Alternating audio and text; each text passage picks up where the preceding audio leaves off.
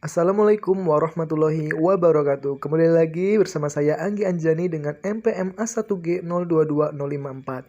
Baiklah, pada kesempatan kali ini saya akan melanjutkan tugas pembuatan video presentasi mata kuliah pengelolaan pendidikan yang diampu oleh dosen Bapak Dr. Muhammad Kristiawan MPD. Oke, pada pertemuan bab ke-7 ini kita akan membahas tentang sekolah sebagai suatu sistem. Oke, yang pertama pendidikan sistem. Menurut Fatah, pandangan pendidikan sebagai suatu sistem itu dapat dilihat secara mikro dan makro. Nah, secara mikro, pendidikan dapat dilihat dari hubungan elemen peserta didik, pendidik, dan interaksi keduanya dalam usaha pendidikan, serta secara mikro menjangkau elemen-elemen yang lebih luas. Nah, pandangan pendidikan sebagai suatu sistem menurut Combs dapat dilihat dalam dua hal, yaitu satu, pendidikan secara mikro dilihat dari hubungan elemen peserta didik, pendidik, dan interaksi keduanya dalam usaha pendidikan, dan dua, pendidikan secara makro menjangkau elemen-elemen yang cakupannya lebih luas. Oke, selanjutnya sekolah sebagai suatu sistem. Komponen-komponen dari sistem sekolah terdiri atas masukan, proses, keluaran langsung, dan keluaran tidak langsung. Adapun ciri-ciri dari sebuah sistem adalah 1. Terdiri dari banyak unsur. 2. Masing-masing unsur itu memiliki peranan spesifik untuk mendukung fungsi keseluruhan. Kemudian yang ketiga, tersusun dalam satu tatanan tertentu. 4. Antara masing-masing unsur saling memengaruhi, ketergantungan, dan berhubungan serta berkomunikasi.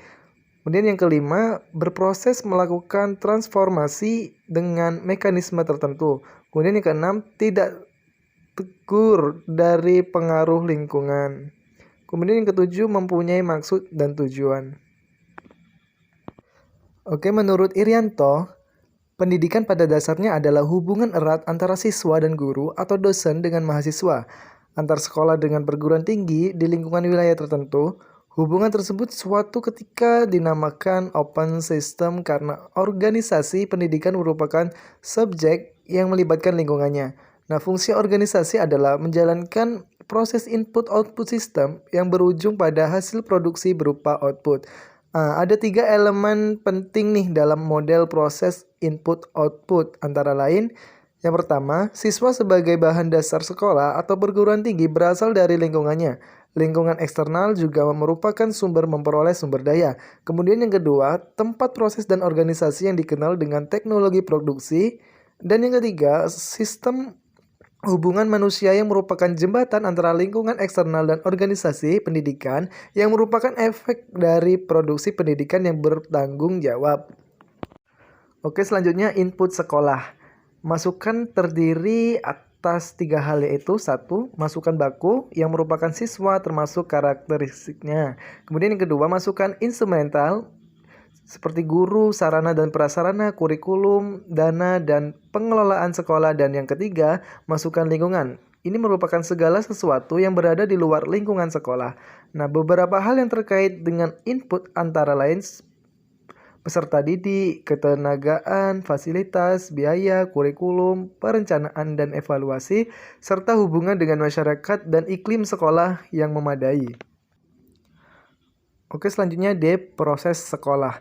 Nah, bagi seorang guru yang akan melaksanakan proses pembelajaran, maka guru tersebut harus menguasai unsur-unsur perencanaan proses pembelajaran yang baik seperti 1. Kebutuhan peserta didik, yang kedua, kompetensi dasar, 3. Tujuan, dan yang keempat, strategi dan lain-lainnya.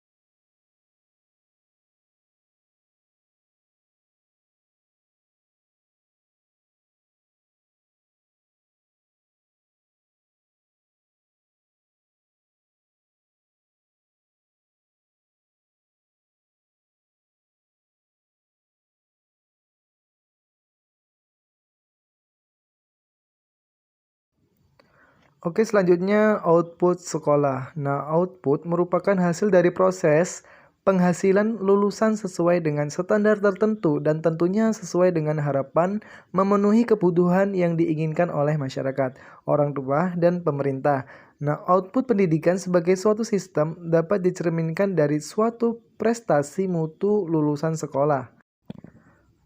Oke, selanjutnya F, outcome sekolah. Outcome merupakan keluaran tidak langsung yang menentukan berhasil atau tidaknya sistem sekolah. Outcome pendidikan sebagai suatu sistem dapat dicerminkan dari mutu lulusan sekolah, dapat melanjutkan pendidikan ke tingkat yang lebih tinggi, atau dapat bekerja. Baiklah, sekian penjelasan materi tentang bab 7 dari saya. Sampai jumpa lagi di pertemuan bab selanjutnya yaitu bab 8. Saya akhiri, wassalamualaikum warahmatullahi wabarakatuh.